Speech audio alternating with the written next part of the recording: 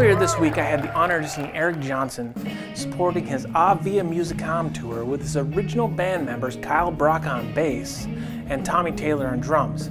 It was a fantastic concert, and I'm going to tell you all about it and review it and show you some of the clips that I took during the show. But first, you need to ask yourself, do I need to go see an Eric Johnson concert? Well, I've made here a graph right here, made it very easy. Are you a guitar player? If you answered yes, then you need to get your butt in the seat and see Eric Johnson. Are you a musician or lover of music? Then you need to get your butt in the seat and see Eric Johnson. Here's the deal, Eric is the undisputed king of tone when it comes to guitar. He is also ridiculous when he plays the guitar. He plays his ass off, and you will not see anything like that anywhere else. And he's a phenomenal musician. He not only can sing, play guitar, but he also is a hell of a piano player. Now let's talk about the first set. The first set was Eric playing classic tunes, things like Manhattan and his song SRV. He even played one of his new tunes on acoustic, which was cool to hear and see. And there was also a little feature featuring Kyle Brock playing a little bit of bass solo.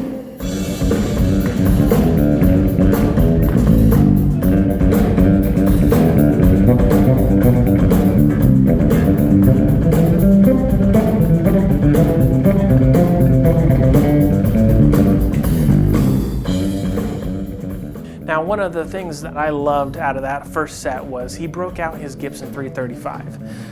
Eric Johnson on a Gibson 335, there's nothing better. It is like God himself picking up a guitar and playing. That is the tone. I would love to see Eric Johnson just play nothing but a 335, but you know, I know he's got his Fender thing, but to me, Eric Johnson on 335 is it. That is the sound. And he played a little cool jazz piece in the first set, and it was so cool to see.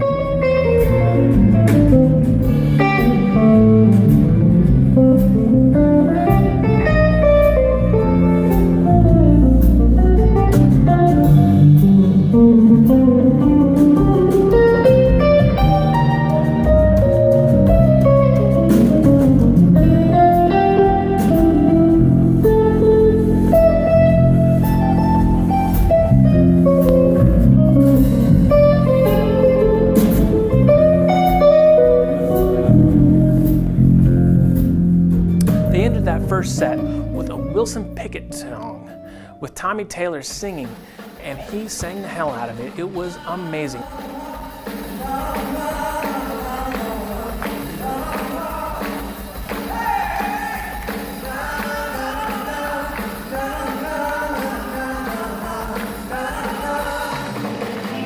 Now, after the intermission, that's when they started the entire album of Via Musicom, and he came out with a bang, with all kinds of feedback with the intro to Cliffs of Dover. It was amazing. I loved it. It was good Marshall goodness. It was everything you'd want. Eric not only is a phenomenal guitar player, there's not much more you can say about that. He's just insane. He is an excellent singer, and he does quite a bit of singing throughout this tour, and even in other tours like Experience Hendrix. So one of the songs that I loved, on the album, and I loved seeing in person, was 40 Mile Town. There's just something about that chorus, something about the guitar, everything about it. I love that song. Seems to me we've been in everywhere to find. Oh, that mission and that story of the life. That's all I want to do is simple.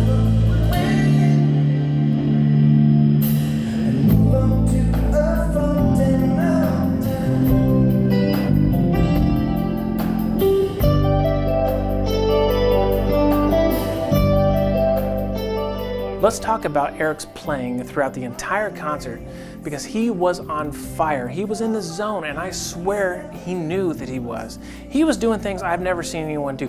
For instance, he was taking his guitar, when we all do, the harmonics like that, one octave away, all kinds of stuff as you're playing or soloing or whatever. You make a chord, you can make a cool little harmonics, whatever, right? Now he was going next level, man. He was soloing up here, doing chords, and as he was soloing, he was hitting his harmonics up in here in the pickup range where there's no frets. And it wasn't just like, you know, one or two. He was doing full-on chords, full-on doubling the solos. I've never seen anyone do that before with the precision and the level that he was doing. He was in the zone that entire night. His playing, from his melodic patterns to his tone, of course, everything about him was on fire at that show. And honestly, I think he knew he was in the zone, because he did something I've never seen anyone else do ever. He came out and did, I kid you not, 5, possibly 6, I lost count, encores. And it was like every time he came out, he was taking it one step higher. You know, and one of the first songs he played was a Hendrix tune, and it wasn't one of the stereotypical Hendrix that you hear a lot of like guitar gods play. He pulled out Are You Experienced? I've never heard anyone play Are You Experienced, and it was awesome. The man was on fire that night. So much so that when they got to the final encore, he's like, you could kind of tell, they're like, well, we're kind of out of tunes, so we're just gonna jam. And that's what they did. They jammed for like 6 minutes, and it was amazing. Let's talk about Eric's gear and setup in the show. He used a total of 3 guitars, and that was it. He had a Fender Strat. That Fender Strat was not his F-Hold signature model that's been most recently released. It was just a regular Strat, probably a signature model, but clearly custom, because it was a one-piece body, a beautiful piece from Fender, and he played that one the entire show, nothing else. That was his Strat that he used the entire time. But I personally was most excited again. I saw the Gibson 335. He broke that out for about 5 to 6 songs. Now that guitar appeared to me to be, at least if nothing else, emulating, but most likely a vintage late 60s 335, 66, 67, had the block inlays, had the tailpiece, had nice checking on it. The only thing that was making me think that possibly wasn't vintage is that the tuners were either changed or they didn't, because they didn't have the double tulips at the end. For his acoustic, he was using a Maton acoustic. So let's get into the amps. He had a clean stereo sound, which were clearly Fender heads. Now these Fender heads, I'm guessing they were Bandmaster reverb amps, and I'm only guessing this because of the knobs. It could have been twins, but based on the number of knobs, I think it was a Bandmaster reverb amp. It was silver faced. But those 2 Fender amps, the clean sound, were clearly in stereo. They were mic'd with AKG mics, and they were in a Marshall cab. Again, all this stuff matters because to him, this is all part of the sound, all part of the tone, all part of that chain, and he has thought about every little piece down to the wires and the connections. And I kid you not, this man is into tone. He had a 2-rock amp, and that I believe he uses for like a clean rhythm tone, clean dirty rhythm. And that might have been going into that 3rd far off cabinet you will see in some of the videos, and that might have been where that sound was coming from. On that 2-rock amp, it was sitting on a little bit of a rack mount cabinet. You could see that it had a MXR delay rack mount unit in there, also had an Echoplex in there that he must have been using and switching on throughout the show. And then for his other amp, his final amp, which gives you that creamy Eric Johnson solo tone, is the Marshall. And that Marshall was going into the middle cab, Marshall cab, and that was clearly mic'd with a 57 or something very similar. Again, all that matters, and these were clearly vintage cabs. They weren't newer ones. You could tell that these were vintage, original. For his pedals, I could easily see he had the fuzz face, no surprise there. When he was playing the Via Musicom album, during the song Highlandrins, he was using an MXR flanger doubler, and that was in your face. I haven't heard him do a flanger like that. It was so cool to see.